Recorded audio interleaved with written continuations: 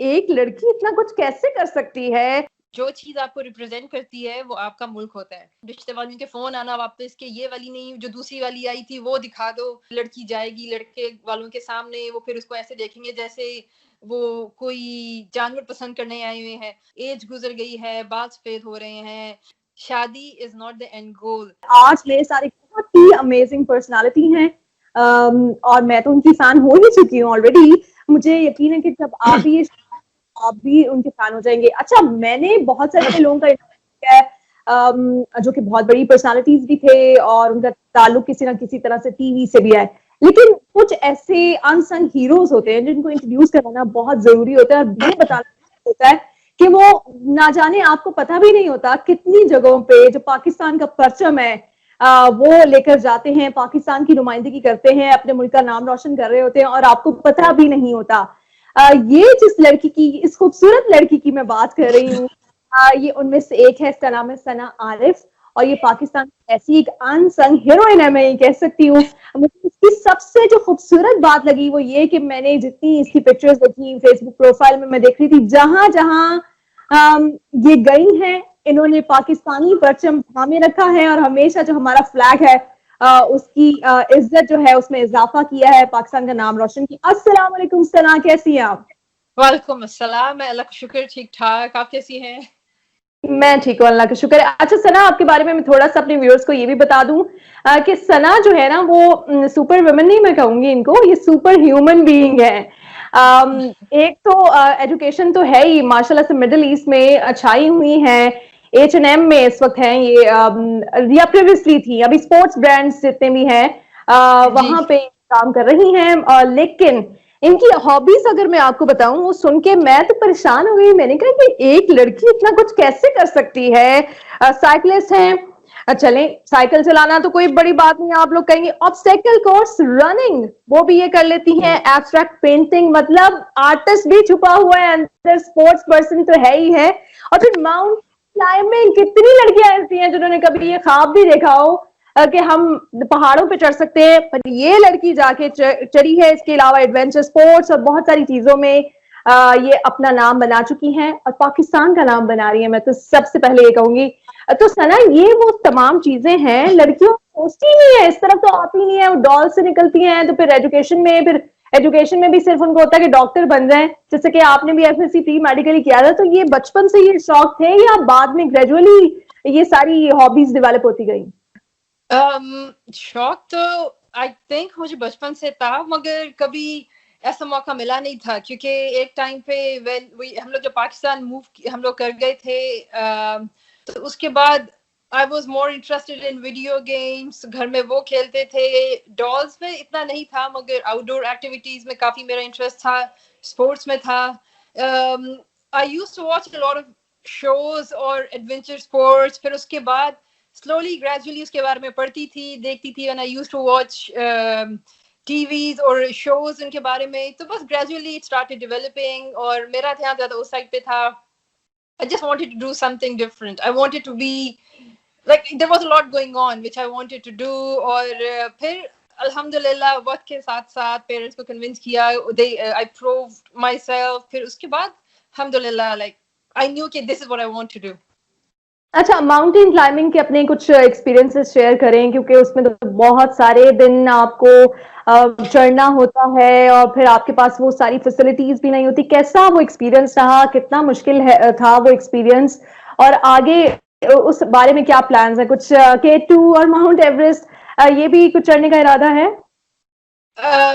So میرا if you say کہ جو ایکسپیرینس تھا it started from Pakistan itself. جب پاکستان میں تھی تو تھوڑی بہت ہوتی تھی, بٹ نیور کبھی سوچا نہیں تھا کہ کوئی زیادہ اوپر جاؤں گی, کیونکہ ایک تو تھا یہ کہ پیرنٹس always thought کہ لڑکی ہے کیسے کرے گی, مشکل ہے, کچھ ہو جائے گا. not like میرے پیرنٹس نے بھی کبھی ایسے ڈفرینشیٹ نہیں کیا تھا میرے بھائی میں اور ہم میں.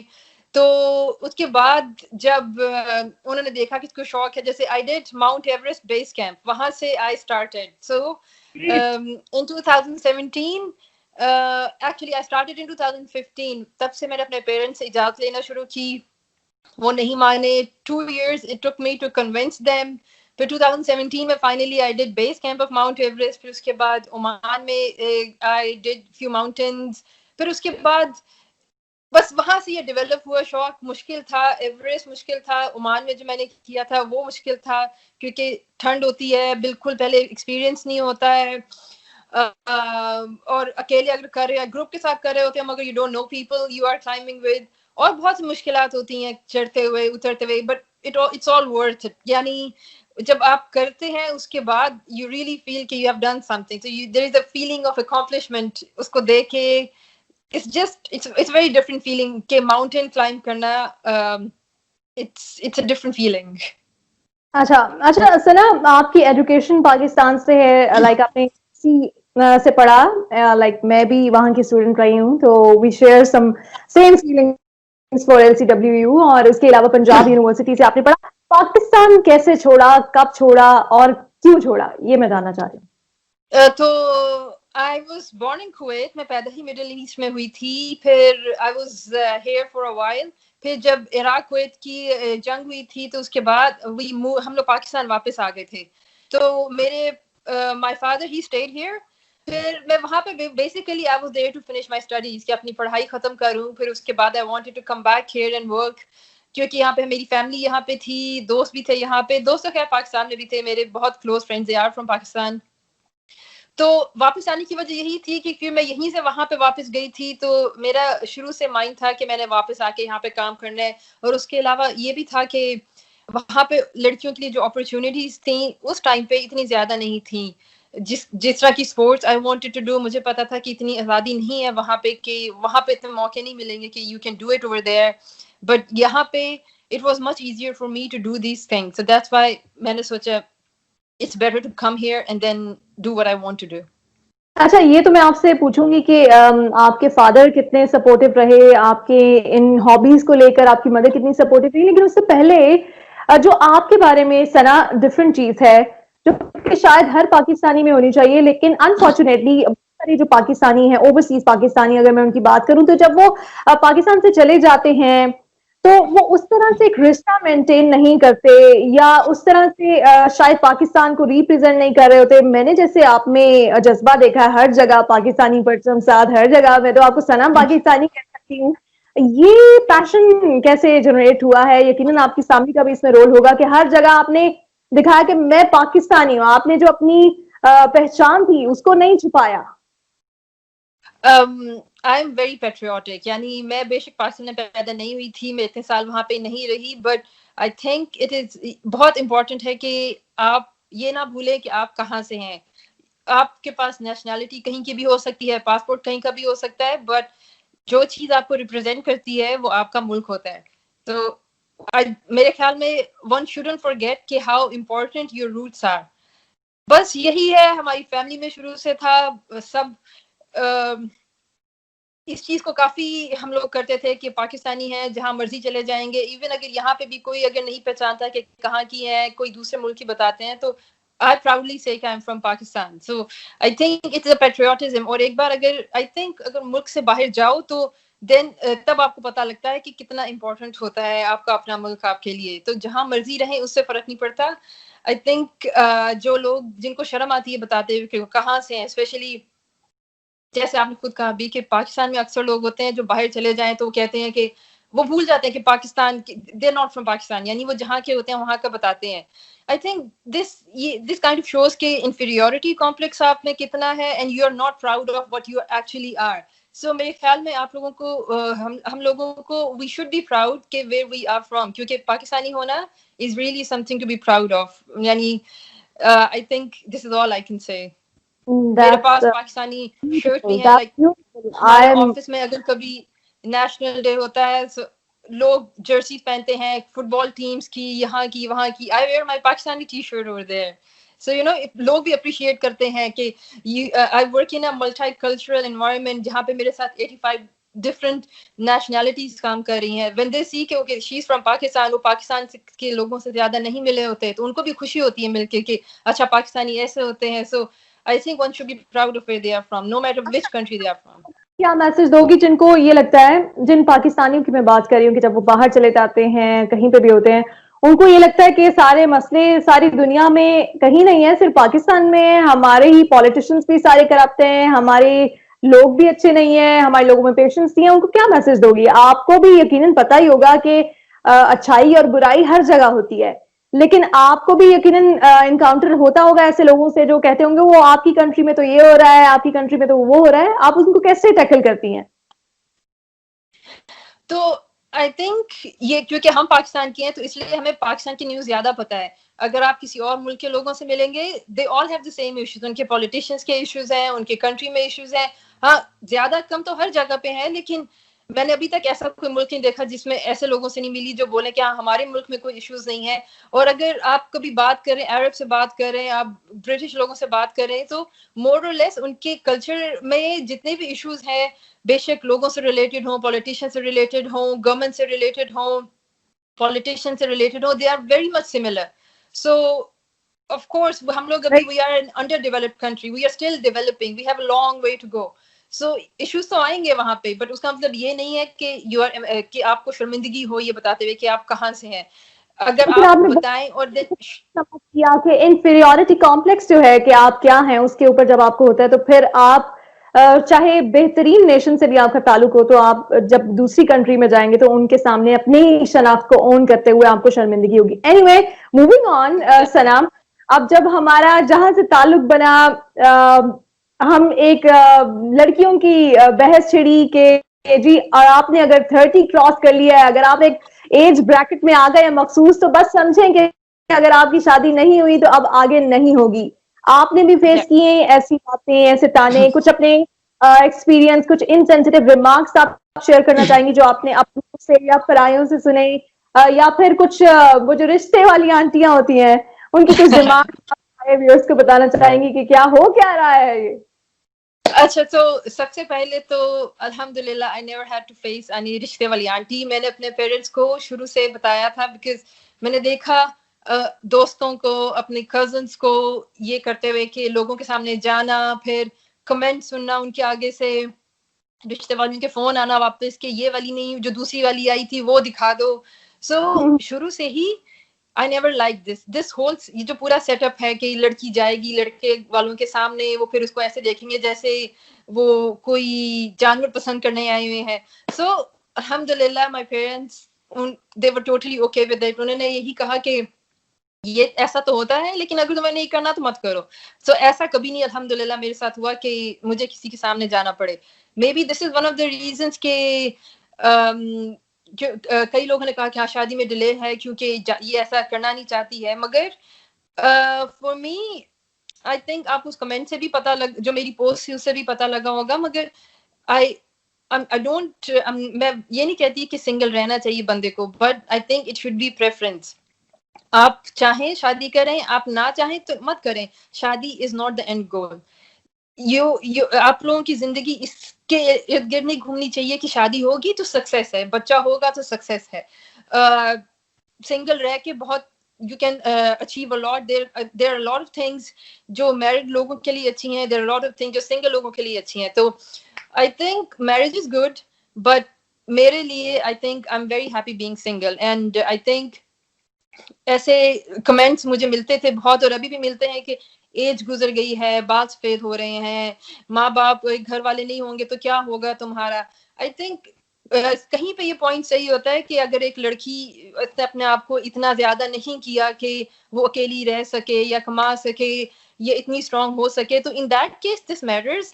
But I think that if you don't want to get married اور even if you don't want to get married, just take marriage out of the scene. I think you should be strong enough to face anything. Marriage shouldn't be your end goal. And agar log aap ke upar comment karte hain, so you should be strong enough to respond back.